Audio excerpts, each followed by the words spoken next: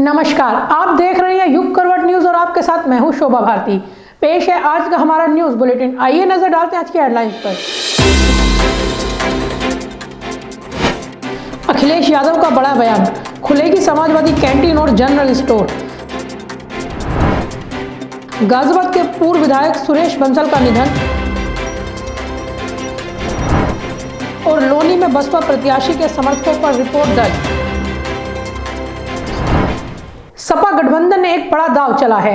अखिलेश यादव और जयंत चौधरी ने समाजवादी कैंटीन और जनरल स्टोर खोलने की बात कही है, जहां लोगों को 10 रुपए में समाजवादी थाली मिलेगी। यूपी चुनाव के लिहाज से ये एक बड़ी घोषणा मानी जा रही है। उत्तर प्रदेश विधानसभा का रण फतह करने के लिए सियासी दलों ने पूरी ताकत झोंक दी है। इस कड़ी में गाजियाबाद में समाजवादी पार्टी के मुखिया अखिलेश यादव और रालोद के राष्ट्रीय अध्यक्ष जयंत चौधरी ने साझा प्रेस कॉन्फ्रेंस की। प्रेस वार्ता में अखिलेश यादव भाजपा पर जमकर बरसे। अखिलेश यादव ने कहा कि भाजपा ने यूपी के विकास का रास्ता रोक दिया है, इसलिए जनता ने भाजपा के सफाया करने का मन बना लिया है। कोरोना के दौरान मजदूरों को जिस तरह से परेशानी हुई, उसके लिए भाजपा जिम्मेदार है। मोदी सरकार में अन्नदाता परेशान रहे। यह चुनाव किसानों और मजदूरों का है। अखिलेश ने कहा कि यूपी चुनाव के बाद गुजरात में चुनाव होंगे और असली सरप्राइज वहीं से मिलेगा। भाजपा गुजरात से हारने को तैयार है। और अंतोगतवा भारतीय जनता पार्टी को तीनों काले कानून वापस लेने पड़े। जो लोग दावा कर रहे हैं कि किसान खुशहाल हुआ है, वो देखो कैसे अन्नदाता का अपमान किए थे। और आज उनके इतने वर्षों की नाकामी के कारण गरीबी बढ़ी है। दुनिया के जितने भी सर्वेक्षण हो रहे हैं या जो आंकड़े आ रहे हैं, हमारा देश गरीब होता चला जा रहा है। गरीबी की संख्या बढ़ रही है। और जिस तरीके से कोरोना आया और हमने आपने देखा कि मजदूर अपने घर पैदल बबली भाई आ जाओ यार, आ जाओ, हो गए तुम्हारे बहुत फोटो हो गए तो सबको भाई नीचे बैठ जाओ यार, पहुंचा सकती थी यार कर सही में यार, सुनिए किसानों को आ जाओ यार, मजदूरों फोटो हो गया यार, कोई बात थोड़ा है। और हमने आपने देखा इसी शहर से न जाने कितने मजदूर गए होंगे जो घर अपने पहुंच गए। बहुत सारे ऐसे मजदूर थे जो अपने घर नहीं पहुंच पाए। अखिलेश ने कहा कि जिस घर का दरवाजा वो बजाएं या डोर टू डोर कैंपेन में वो जाएं, तो उन्हें लाल सिलेंडर जरूर दिखाएं। जिस समय वे सरकार में आए थे, उस समय सिलेंडर की कीमत क्या थी और आज क्या है।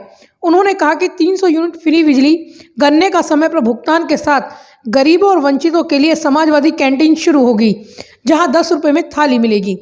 इसके अलावा समाजवादी किराना स्टोर स्थापित किए जाएंगे, जहां गरीब श्रमिकों, राहगीरों, बेघरों को सस्ती दरों पर राशन और अन्य वस्तुएं मिल सकेंगी। वहीं जयंत चौधरी ने कहा कि यूपी के मतदाताओं के लिए जिन्ना कोई मुद्दा नहीं है। ऐसे मुद्दों से हमारा कोई लेना देना नहीं। हम पढ़े लिखे हैं, नौकरी की बात करते हैं।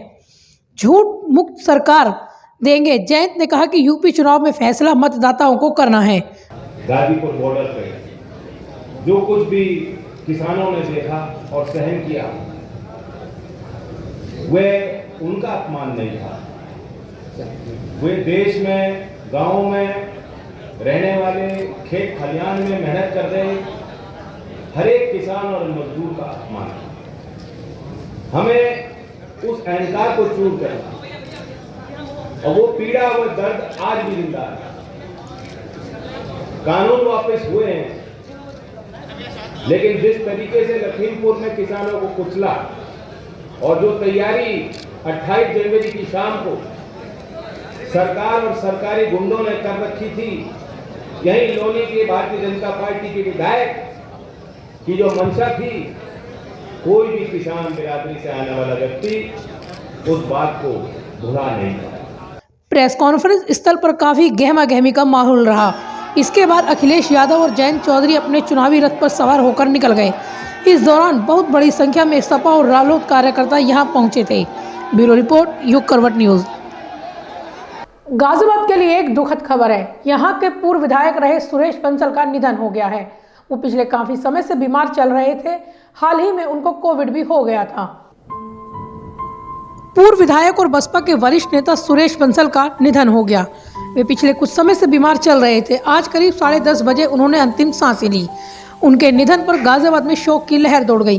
कई राजनीतिक दलों के नेताओं ने पूर्व विधायक सुरेश बंसल के निधन पर शोक प्रकट किया। अंतिम संस्कार के समय विभिन्न राजनीतिक दलों के साथ कई संगठन व विभिन्न समाज से बड़ी संख्या में लोग उपस्थित थे। 2012 से 2017 तक गाजियाबाद की शहर सीट से विधायक रहे सुरेश बंसल को इस बार के विधानसभा चुनाव में बसपा ने शहर सीट से ही प्रत्याशी बनाया था, लेकिन नामांकन से कुछ दिन पहले ही उन्हें कोरोना हो गया था। कोरोना की पुष्टि होते ही उन्हें कौशाम्बी स्थित यशोदा सुपर स्पेशलिटी अस्पताल में भर्ती कराया गया था। उनकी हालत में सुधार नहीं हो रहा था। उनका इलाज करने वाले डॉक्टर R.K. मणि ने बताया कि सुरेश बंसल के शरीर में कार्बन डाइऑक्साइड की मात्रा बढ़ने से उन्हें वेंटिलेटर पर ले जाया गया था। उनको हार्ट अटैक भी हुआ था। 26 जनवरी 2022 को उनकी कोविड रिपोर्ट नेगेटिव आ गई थी, किंतु हृदय रोग, किडनी रोग साथ में होने की वजह से उनको सांस लेने में दिक्कतें आ रही थी, जिस कारण उन्हें वेंटिलेटर से बाहर नहीं लाया जा सका। आज सुबह करीब 10:30 बजे उनका ICU में निधन हो गया। ब्यूरो रिपोर्ट, युग करवट न्यूज। रक्षा मंत्री राजनाथ सिंह ने अपनी तुलना में योगी आदित्यनाथ को बेहतर मुख्यमंत्री बताया। उन्होंने मोदी योगी की जोड़ी को अद्भुत भी कहा। राजनाथ सिंह मोदी नगर में भाजपा के लिए जनसंपर्क करने आए थे। प्रधानमंत्री का जहां तक सवाल है, अद्भुत ये जोड़ी बनी है। मैं बताऊंगा, मैं भी मुख्यमंत्री रहा हूं, बहुत लंबे समय तक मुख्यमंत्री नहीं रहा हूं, लेकिन मैं कह सकता हूं कि योगी जी हमसे योग्य मुख्यमंत्री है।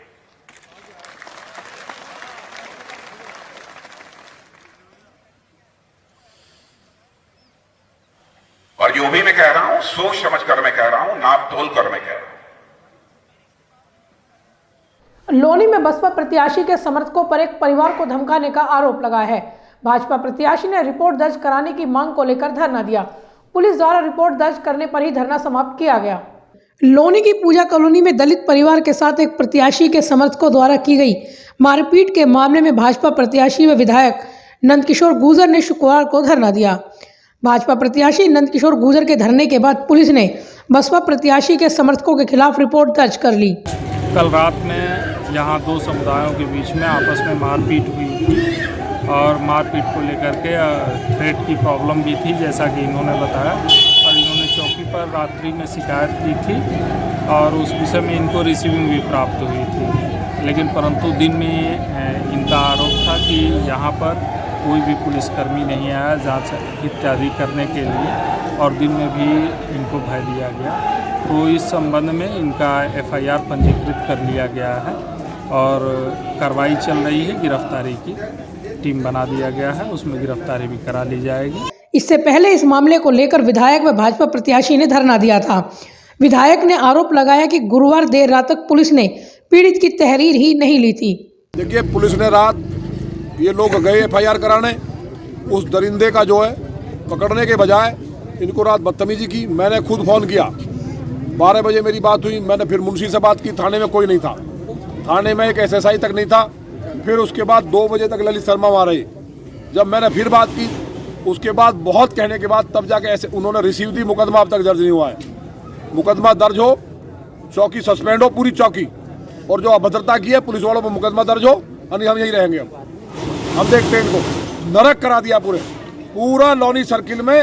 वो हालात हैं, ऑक्सीहोम में मदन भैया के गुंडे आज जाके धमकाया, कोई कार्रवाई नहीं। इंस्पेक्टर कह रहा है जी कोई बात नहीं, ऐसे ही होता है। कई बार मारपीट कर चुका। गिरी मार्केट में एक दलित बहन के साथ आज फिर वो बदतमीजी हुई जिसकी पराकाष्ठा थी, और ये भी दलित समाज को विशेष रूप से टारगेट किया गया है। शुक्रवार को भी लोनी की गिरी मार्केट कॉलोनी में एक महिला के साथ दबंगों ने मारपीट की। इससे पहले ऑक्सीहोम के रेजिडेंट के साथ भी मारपीट की घटना हो चुकी है।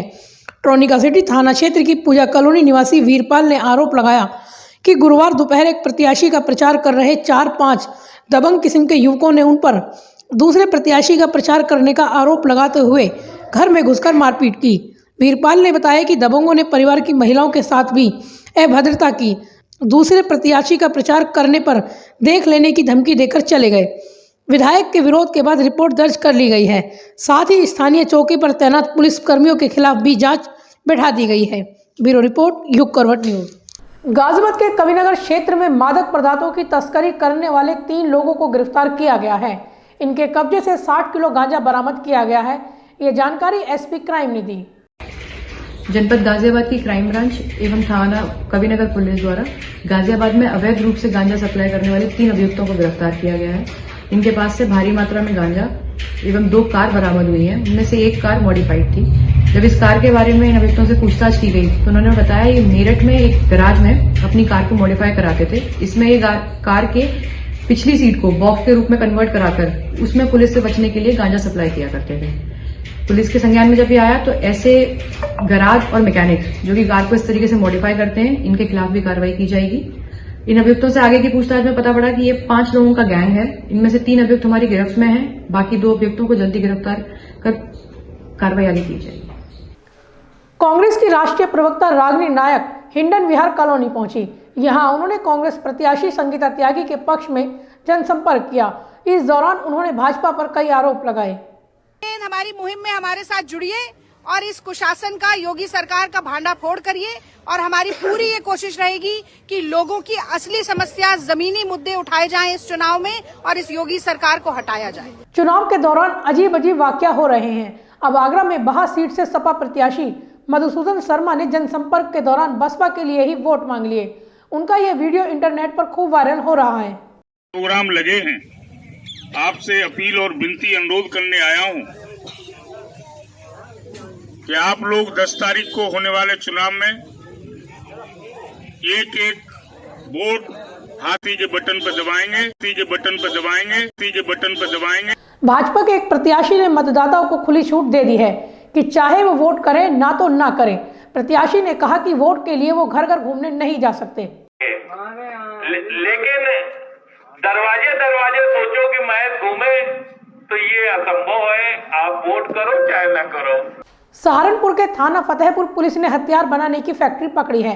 इस मामले में एक हिस्ट्री शीटर बदमाश को भी गिरफ्तार किया गया है। यही बदमाश फैक्ट्री चला रहा था। थाना फतेहपुर पुलिस ने एक अभियान के अंतर्गत एक शस्त्र फैक्ट्री पकड़ी है, जिसमें एक थाने का टॉप 10 अपराधी उसकी गिरफ्तारी हुई है। उसके पास से काफ़ी बने हुए शस्त्र, अधबने शस्त्र एवं शस्त्र बनाने की मशीनरी जो है वो रिकवर हुई है। एक व्यक्ति उसका साथी भागने में सफल हो गया है, उसको भी हम लोग शीघ्र गिरफ्तार करेंगे। जो व्यक्ति पकड़ा गया है उसके ऊपर काफ़ी मुकदमे हैं। Attempt to murder, cow slaughter act, NDPS act और आर्म्स एक्ट के काफ़ी गंभीर धाराओं में मुकदमे हैं। इस अच्छी कार्रवाई के लिए थाना फतेहपुर पुलिस को मेरी तरफ से 25,000 रुपये का रिवॉर्ड भी दिया जा रहा है। तो फिलहाल आज के लिए इतना ही। गाजियाबाद और आसपास की खबरों के लिए देखते रहिए युग करवट और विस्तार से खबरों को जानने के लिए पढ़िए युग करवट न्यूज़पेपर। सब्सक्राइब कीजिए युग करवट। नमस्कार।